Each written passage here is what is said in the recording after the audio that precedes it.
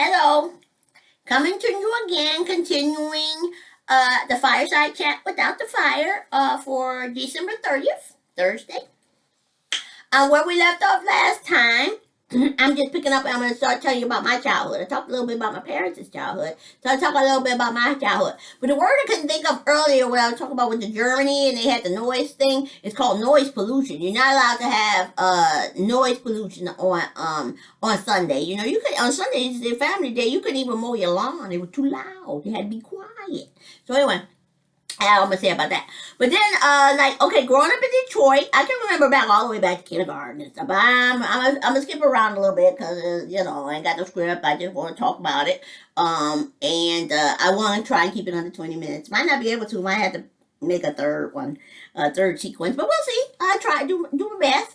But basically, grew up in Detroit and Philadelphia. Spend most time equal, and I spent my summers in Louisiana. Go and visit our grandparents. We would usually spend 2 weeks around at my dad's mom's house, and then we'd spend the summers at the rest of the summer at my mom's mom. But I'll get into that a little bit later because not all of us would stay, just the three oldest kids, and then when the other ones got older, it was 5 girls that would stay with grandma, my mom's mom.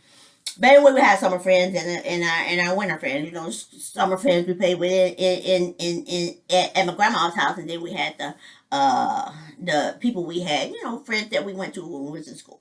But basically, I guess in Detroit, I remember kindergarten, I remember preschool. My kindergarten teacher was named Miss Krieger, and my first and second grade teacher named me McDonald's, and I remember Miss Vaughn was the third grade teacher. So I can go on about that, but that's not important. Basically, I remember we used to go to school, back in the day, when it's snowing, you had a lot of snow, you still had to go to school. You used to walk to school in the snow, but Mom would always bundle us up in all coats and hats and scarves and wrapped us up real nice and tight. She would always make like oatmeal and hot chocolate. I remember those big things. And so you go outside, it's cold out there, but you got, inside you're nice and warm from the hot chocolate and the oatmeal. And you'll be walking to school with your friends, so you'll be having fun. You want nothing miserable about these days. These kids crying and don't want to go outside in the snow because it's cold. But no, we be out there. You be playing in the snow, throwing snowballs, doing snow angels, just doing all the kind of stuff, walking to school, having a good time. And so you get to school, you hang coats up, thaw out, and all that kind of stuff. And I see, in my neighborhood, we had friends that lived up the block, down the block, around the corner and stuff. And so we had a little bicycle club. I remember doing that. Little boy, I think it was a fancy bike. He was the only child, so he had the fanciest bike on the block. His name was Vincent. It was a new kind of style bike, I guess. It was like kind of two-toned, and it was like blended faded colors, green and yellow. I remember that. And it had the big wheel in the back, front wheel in the front, big wheel in the back, small wheel in the front. It had some kind of fancy handlebars, but neither here nor there. We all had our normal bikes. I had a Huffy. I remember the color. It was like a burgundy Huffy kind of thing. I don't even know if they still make Huffy, but anyway, but we had bikes. Me and my older sister, we used to be born to belong to the bicycle club. It was like 6 or 8 of us in the club, and we used to run around the neighborhood, do all kinds of things, just have a lot of fun. It was fun with that. Things you used to do outside. You used to go out there. You play red light, green light. You used to play make mud pies and run around the neighborhood. And back in the day too, you ring the doorbell and run. I don't know why that was fun, but it was something that the kids used to do. Ring a doorbell and run. And then, so there you go. That's the kind of stuff we did back then. The other kids be doing all kinds of stuff. It was a mixed club. It had boys and girls in the club, and we used to just go out, hang out, have some fun. And let's see what else we used to do as a kid. Last year I wrote a few little things down. I guess movie projection. That was the thing back then. Back in nowadays, when I was raising my kids, it wasn't movie projection. It was the camcorder. Whenever you go, you got the camcorder in your kid's face. Documenting all your trips and things like that. And today, these kids walk around with cell phones. They got them in their pocket, so these kids have a good experience now. So you can document just about everything your kids do and have it out there and memories for them later on, but they got it on the cell phone. And with the camcorder, you have to always remember to have the tape. So you make sure you have extra tape. So if you run out of tape, you can stick another one in and continue recording. Same thing with the big battery. Had to make sure you had the big battery and then had the extra battery, and it all had to be charged up. So if the battery died, you can pop out the other one, put the other one in, and continue making your camcorder. But back then, when we were younger, when our parents were raising us back in the 60s and 70s, they used to have these movie projectors. And I guess that I don't know how they did it, but they did movie projectors. And I remember watching some of the movies that the parents used to make. I mean, you used to turn out all the lights and pull out the screen, and then they put on the rod and reel, and then you watch the movie projector, and they see you doing stuff, playing in the snow, potty train and all kinds of stuff. I remember watching movie projectors. And so friends that we had growing up, like family friends and who we shared our holidays with, like the Christmases, when you do your Christmas and you wake up in the morning, just y'all, you do all the Christmas, opening up your gifts and stuff. But then who comes over, to eat the big meal and play the games and all that kind of stuff. It used to be my mom's best friend from high school kids. So my mom had two friends that she had from high school, and we played with their kids. One of them was in Detroit. We played with their kids, and then the other one was in Louisiana. When we went down to Louisiana for the summers, we played with her other friends' kids. So these were the family friends and things that we played. And so the kids would come over over to our place, and we would play games and do things that kids do, or we would go over their place. So throughout our growing up experiences, it was those were the people that came over and we enjoyed our time with. And so then, let's see, what else we used to do? I guess back in the day, it wasn't a big deal like these people, like these days, excursions, going on excursions and fancy trips, going to Disney World, going to Grand Canyon, taking kids out to the Mall of Americas, and that's not the kind of, and the Niagara Falls and stuff like that. Nuh-uh, these were different time when things were scarce, what they call it, segregation and stuff like that. So they had the segregation going on and did all the rights, and then again, people had to have money to be able to do those kind of things. And my dad was raising 6 kids, I guess, it wasn't 6 at the time, 4 or 5, and whatever, 4 kids, 3 kids, 4 kids, 5 kids, and so forth and so on as the family grew. So then the trips we did wasn't nothing about these fancy trips that you read about in books and stuff, the Niagara Falls and all. We used to go back and forth to Louisiana. And there were times we used to, when we were youngest, we used to travel in the U-Haul truck. They had a U-Haul truck. You couldn't do it today, but they would open up the door just a little bit, and then there'd be a little crack under there, and we have a big mattress down on the bottom, and then we could be peeking out at the bottom and watching the cars and stuff like that while we driving down the highway. And when we're not looking out the little crack on the bottom, we'd be sitting in the back in a circle. We'd be singing songs and playing games and doing all kinds of stuff in the back of the U-Haul truck. But then Dad eventually bought one of those trailer homes.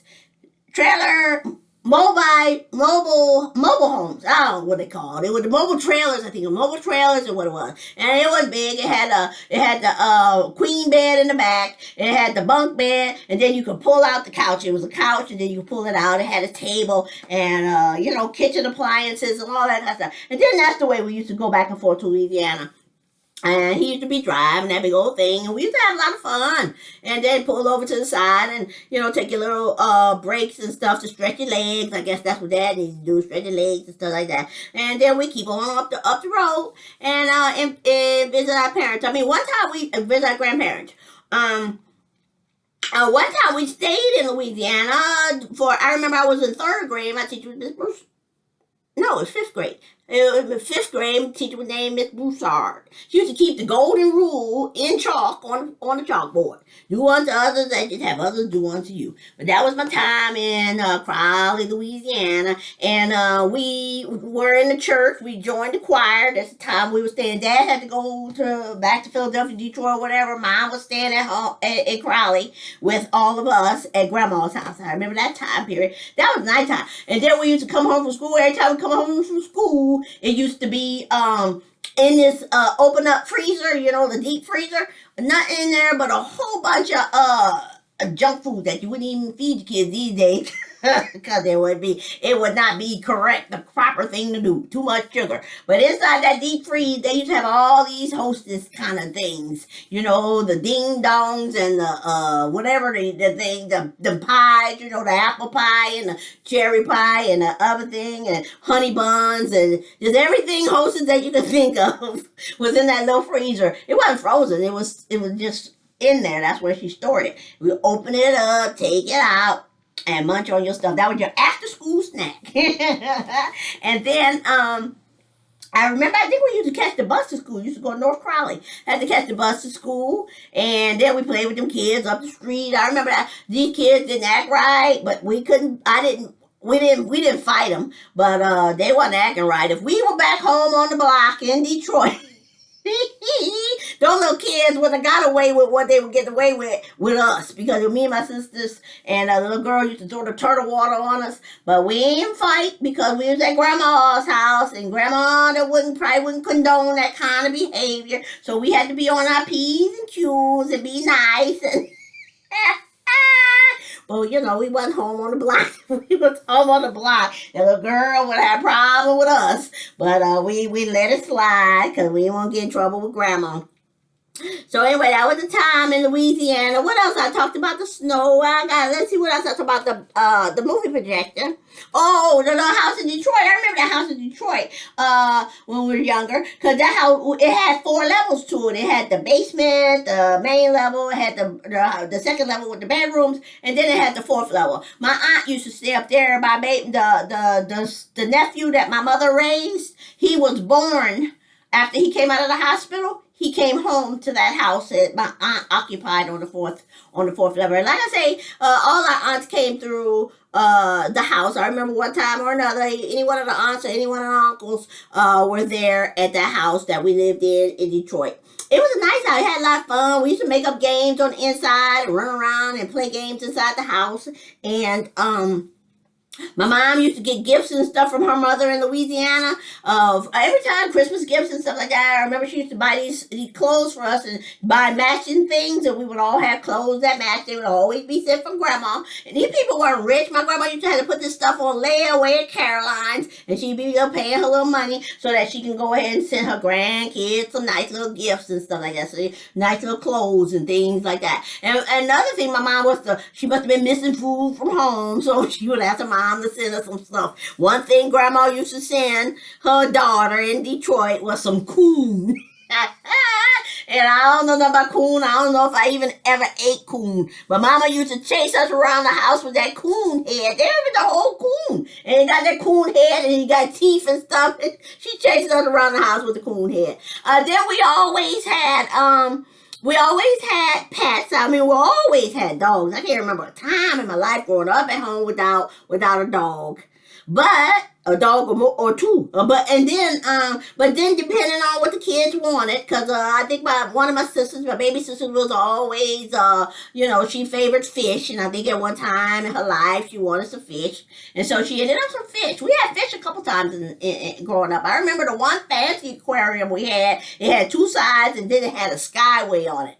And one side said school house, and the other side was a school. And then the other thing said skyway. And you had to fill the thing up. And then if you do it just right, you can get the water to merge. And then the skyway is full of water. So you can watch those fish as they learn and they discover their little aquarium and realize that they don't just have to swim around here on one side. They can go up and over and down. And so they learned that. It was nice to watch them learn. And, we watch them go back and forth. One of them used a little blackfish. I remember he used to zip, zip, zip, zip, go back and forth on the skyway. He wasn't like the skyway. But anyway, so we had that little aquarium, and we had Bird at one time growing up. I remember the little Bird. He used to say, "Come here, Bird." My sister taught him to say that. My older sister, "Come here, Bird. Give me a kiss. Give me a kiss." And he used to say, "Give me a kiss." And he'd say, "Come here, Bird." And we'd be calling him, "Come here, Bird." You hold your hand out, "Come here, Bird. Come here, Bird." So he learned to say, "Come here, Bird." And my older sister taught him to say, "Give me a kiss. Give me a kiss."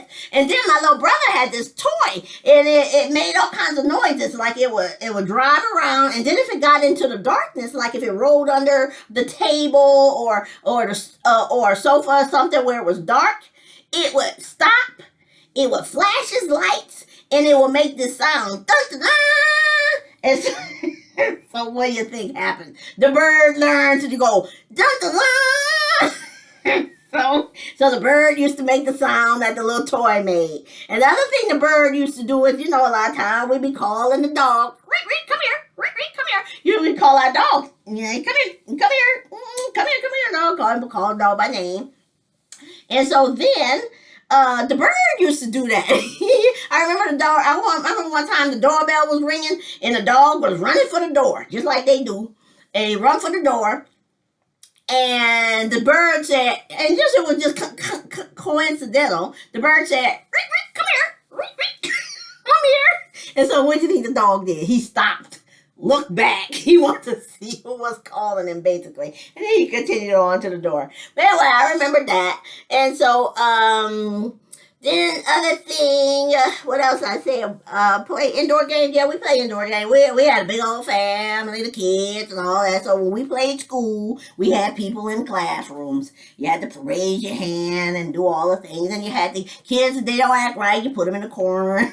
That kind of stuff. We play bus, you get on the stairwell. I remember what house we had. You go up the stairwell here. That's the main stairwell. And then there's the back stairwell. I used to love that house because I used to think, we think of somebody else coming here to try and bother us and do something. They'll see us run upstairs and then they think we upstairs hiding in one of the bedrooms. But we be sneaking down the back stairs and then we can go out the backyard and flee for our life. So yeah.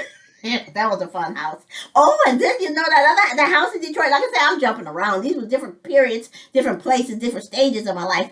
But the other, because I do want to try and still stay under 20 minutes. If I got some stuff that I really want to say and I don't get it in, I just take it to a third video. But anyway, the other house, the house we lived in Detroit, I was in high school. I was in high school at the time. And look here, this is what happened one day. My sister and brother got into a water fight some way, somehow, for some reason. Don't know why, But this is what happened. My mom's bedroom looked over, and looked out in the front yard. You can see the front, you can see across the street, you can see all that. One day she must have heard her kids outside with some kind of noise. And so she probably looked out the window to see what was going on, saw them across the street. The lady in the neighbor's across the street neighbor's tree, and my little sister down there trying to throw water up the tree at the brother. So my mama come down the street and come down the steps mad at him to go get him for being up across the street in the neighbor's on the neighbor's porch. That's what she was coming down the stairs to do. But by the time she walked down those stairs, and the way the house was designed, you walk down the stairs, and so in order to get to the front door, you got to pass through the kitchen. So she gets to the kitchen, and there's water all over the kitchen, because the water fight started in the house.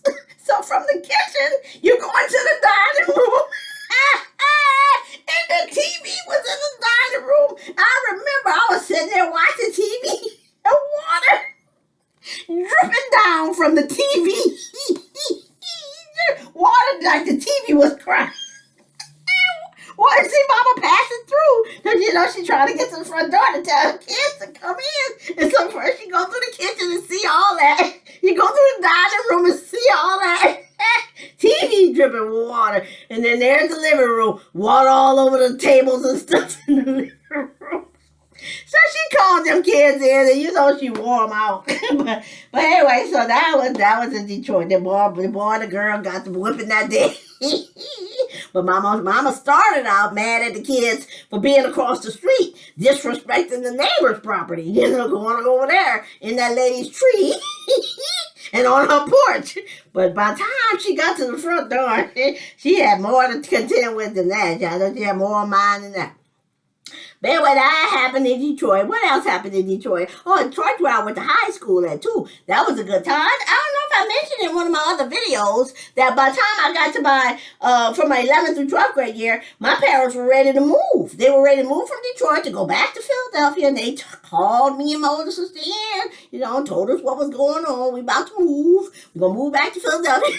I told my folks, I'm not graduating graduating from high school in Philadelphia. I was like, I've been here. I know all these people. These are my classmates. I was looking forward to my senior year. I was like, I'll take my GED and get out. So, dumb, young and dumb. I probably would have done that. Thank God my parents had more sense than me, and they trusted the kids, and they allowed me and my older sister to stay. And I think, I don't know if I said that in one of the videos, but like I said, I don't really always remember what I said already. So I just want to throw that out because I'm talking about my youth. But we moved from upstairs.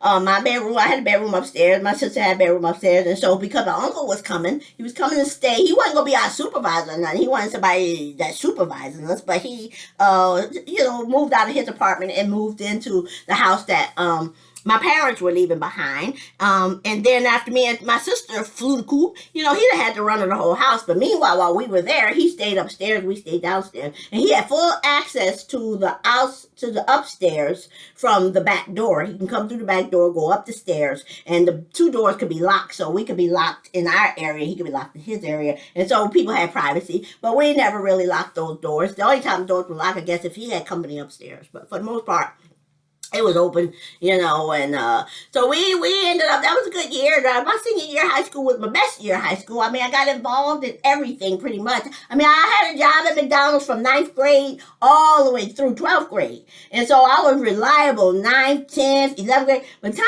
I got to my 12th grade year, my 12th grade year activities had priority. So I remember I was a little bit calling in and not always going to work in my 12th grade year. But it was things that were going on. You know how it is when you're in 12th grade year, especially towards the end.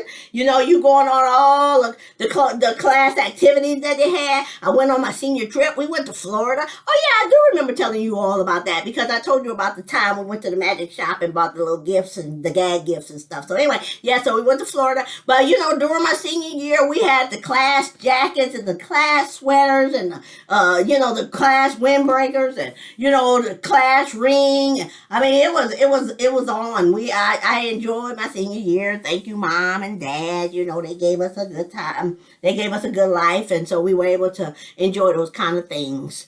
And so I'm at 21 minutes. I don't think there's anything I want to say that I haven't covered. I think I did tell you that we played with my mom's friends from high school and Detroit. In Detroit, we had the mom's friends from that came over for the holidays, and then in the summertime, we had the mom's friends from her other friend that we played with in Louisiana. We used to walk around the town and go over and get snow cones and stuff. And the mom would drive us across the bridge and take us to where we could watch a movie and stuff like that. So we had really nice summers and played with those kids. We were the cool kids because we were from the big city. They the kids from the small towns and, all the little neighbors that lived around my grandma's house, they considered us to be the cool kids from the big city. We come out there with our double dutch and, we'd be playing jacks and all kinds of stuff out there on the porch and all. So that was a nice time, and we did that every single year. When first of all, when my parents would come down in the big old mobile trailer, they would leave the three girls here, and then we would stay. Me and the three girls, me and my two siblings, we would pretty much stay and help my grandma's what they used to say. And grandma used to, she was back in the old day, she used to have us on the floor with the brush, cleaning the floors and with the 409, wiping the walls and hanging clothes on the line because you see they had a wash machine but they didn't have a dryer, and so we had to go out there and hang clothes on the line the whole day, and then you had to go and pick them up and all that. But it was a good experience. We had a good time. My grandma showed favoritism. She really did. My older sister was the favorite. You know how it is with grandkids. The grandparents usually never get past the oldest one, the first one. They love their first grandkid. So by the time my grandma got Alzheimer's, the only name she remembered was my older sister's name. That's the only one she remembered. Everybody else was good. Come here, girl. Come here, boy. There's that dark boy or that yellow girl. Anything. That was grandma when she got Alzheimer's. But before she got that, she was good to go. My grandpa, he was always quiet. He wake up early in the morning and sit in the kitchen and drink his coffee and listen to the radio. He had one of those little transistor radios that turned the knobs and stuff like that. But they used to call each other Daddy and Mama. You know, that's the way they did. But yeah, I remember them. They had the little cake and celebrating their 50th and stuff like that. So, you know, they had a long marriage and they were good people. We had a lot growing up, and our grandparents took care of us when we were down there visiting, and they looked out for us. And same thing with the aunts and uncles. You know, we had nobody tried to take advantage of us or misuse us in any kind of way, and so it was all good. So I think that's all I'm gonna say. I wrote down most of what I wanted to say. The Christmas years. Well, Christmas growing up, like I said before in another video, was like a magical time, especially before you knew Santa Claus, before you always believed in Santa Claus. You know, you look up and there's everything's like magical. There's all the gifts. And every year my mom would have a different kind of theme for the tree. You know, you would have the doves one year, red bluebirds another year. I can't remember all the different themes that she had, but she was garland some years, snow on the tree other years. I mean, it was always something different.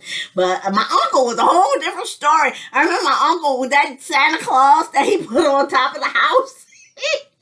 That Santa Claus stayed on that house and them lights on year round. So when when Christmas came around, all he had to do was flip a switch. I'm gonna go earlier, over 20 minutes a day. I'm gonna just go maybe take it to 30 because I don't want to put a whole another life story on a whole nother video, because the next time I'm gonna talk about my adult years. Right now I'm talking about my childhood. But when I used to go visit my uncle with my mom's brother, we used to think that man, when he come home from the grocery store, he would put the brown bags at the time, put that stuff on the counter. Next thing you know, he got nice hot soapy water, put the dish detergent and hot water in the sink. I'm thinking he about to do dishes. And then what happens? In goes all the fruits and vegetables. I don't know if it was warm soapy water. It might have been cool soapy water or whatever. But it was soap because I remember the suds and stuff. And like I say, I thought he was about to do dishes. But nah, he wasn't about to do dishes. He about to clean that fruit. And them vegetables, and so that's what he did. And golly, he was just so around the holiday, like Halloween and stuff. That man used to come over our house with bags of candy. Each one of us had our own individual big bag of candy. And I remember my youngest brother, he wasn't really my brother, he was my nephew, but he was the baby in the house. And he was scared of my uncle. He didn't want to come to him, And, my uncle loved kids. And he had a favorite, too. My sister, my fourth sister was his favorite. He would take her to go on a trip to Louisiana when everybody else stayed back at home, but he wanted her to go with him, so he took her with him. But the nephew, my mom's nephew, my cousin, what we call brother, but he wasn't going to the uncle. He was scared of him because he was brand new. The baby he was still just like kind of a baby, like 2 years old or so. But when he came with all that candy on one Halloween, you know how kids are. There he is, walked right over to him and gave him a hug, and then he got his candy like everybody else. And then we used to have those big old bunnies. You remember those big bunnies that not remember. They still have them in the stores. But he used to bring us by those big old, each one of us would have our own great big bunny that we would get for Halloween, chocolate bunny. And, you couldn't eat it all. We were kids. What we would do is put those bunnies in the freezer, and we would pop open one at a time. Like, it would open my bunny, and then my bunny would be distributed to everybody. Open up somebody else's bunny, it would be distributed to everybody. So you didn't eat the whole bunny by yourself. But your Easter basket, all that other stuff in the Easter basket was yours. But we knew when we had to go to church, you better hide your Easter basket, because if you didn't, Daddy would get to it, and man, he would go in there and he would raid your Easter basket if you wasn't smart enough to hide it before you go to church. And the way Daddy would eat those eggs, pop them open, salt all around the egg, and pop it in there. Yes, he did. So it didn't take him much to raid an Easter basket. So you better hide your mess. But then I remember Christmases. I can remember Christmases and the Christmas season. And this was, I guess, when I was old enough to know that Christmas, there wasn't no Santa Claus. But basically, we used to go through the catalog. They used to have these big old catalogs that come in the mail. Sears and JCPenney's and all that. We'd go through the catalogs, and you see the stuff that you want. And by the time Christmas comes, that old catalog is all raggedy and looked through, handled over, and all that kind of stuff. But we used to go through the catalog, all of us would, and put our initials next to the stuff that we wanted for Christmas. And that's the kind of stuff that came in, and that's what you got for Christmas. And then I remember my mom, she would just be sitting there. This was the day when you had to, catalog. You had to order your stuff. And she would be sitting there on the couch with the lamp on and sucking on her Pepsi. And she'd be just sitting there and smoking her cigarette sometimes. She quit smoking a long time ago, but she used to be a smoker. And she'd just be ordering these gifts, all this stuff that we'd ordered, page after page after page, calling people, telling them what the number is, going to the next item, telling them what the number is. I mean, that's the way they had to do things back then. I remember I took home economics, and in home economics, that's what you learn how to, you had to do home economics, you learn how to cook, where I remember making Peterborough, and then you had to learn how to balance a checkbook, you had to learn how to order from a catalog, and just all kinds of stuff. That's what they do home economics.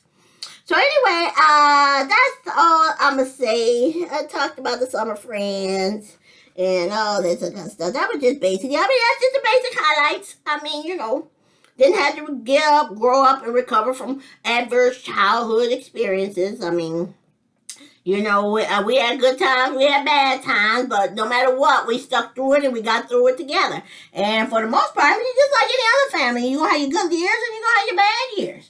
And so, we had a mix just like everybody else, but for the most part, it was a pleasant childhood experience. And the children, the older ones, my mom, me and my older sister, we pretty much had the same kind of experience because we were closer in age, we just a year apart. Then them other ones that came after her, some 2 years. Difference from the ones that come beneath me. So that'd be 2 year, 3 year, 4 year difference. And then with my brother, that would be 6 year difference. And then with the nephew, with a cousin, which is the brother, he's like a 6 or 7 year difference. So they pretty much had a different experience. They had different parenting at the time because mom and dad were older now. You couldn't do with the kids the things that they did with us. And I remember that. I don't know if I told you about it already, about the time when we were out shopping for Christmas. We were out shopping for Christmas gifts, all us girls. The boys may not have been old enough yet, but I don't know. We were out shopping for Christmas gifts. Daddy usually take himself and see himself inside someplace where he can read the newspaper and all, and sup on his black coffee. He loved black coffee. I don't know how he could drink that black coffee. But we went shopping, time to pay for the stuff. I can't find the money. The money was given to me. I can't find it. So now we got to go find Daddy and tell Daddy we can't find the money. That Deirdre lost. That Deirdre lost the money. So anyway, you go there. And guess what Daddy did? All he did was reach in his pocket, pulled out his wallet, and gave me some more money so I could go buy the gifts that we were supposed to be buying. Because we're buying gifts for my mom, of course. And so, to me, that was a big thing. You're going to remember stuff like that. The man didn't belittle me and give me no lecture. He didn't make me feel bad. And he didn't say, I'm going to give the money and give it to somebody else. He gave it back to me, trusted me with the money again. And so I went and bought the gift. We all went and bought the gifts. So, these are the kind of things that your parents can either make you feel bad about, or they can go ahead and let you go ahead and you already feel bad. And then it's just a learn, and you'll be more careful with it, right? And so that's the kind of stuff you beat your kids up and self-esteem them and tear down their self-esteem, or you build them up and this kind of things. And that's the kind of parenting you want to have. You don't be the parent that want to be always beating your kids up and making them feel bad about stuff that they already feel bad about. If there's a teachable moment, you give them the teachable moments. Daddy was a lecturer. Mama was a beater. Mom would take the strap, and some of them straps over the years had names. I remember one was Bessie, and then she had the green strap. She wear you out. But Dad, he would lecture you, and I think the lectures were worse than the spankings. I'd rather just get spanking and be over with it. But Daddy got to tell you about better and kind of thing, and tell you, give you it's a teachable moment. And so it makes you feel bad because you disappointed him and he expected more from you. And so, of course, you're going to do what you're supposed to do. You're going to be right next time. And so that was the way that was. I'm going to turn this off in 33 minutes. And that's the most part. That is everything, I guess, pretty much in in this little spiel. So anyway, turn it off. Got hold. Let's see about that. Still a lot of stuff to say, but you can't say everything. I've lived a full life, so I guess I would have a lot to say. But maybe the next time we'll be talking about the my earlier years, like my adulting years, my earliest adulting years. These were my childhood years. All right. Bye, me.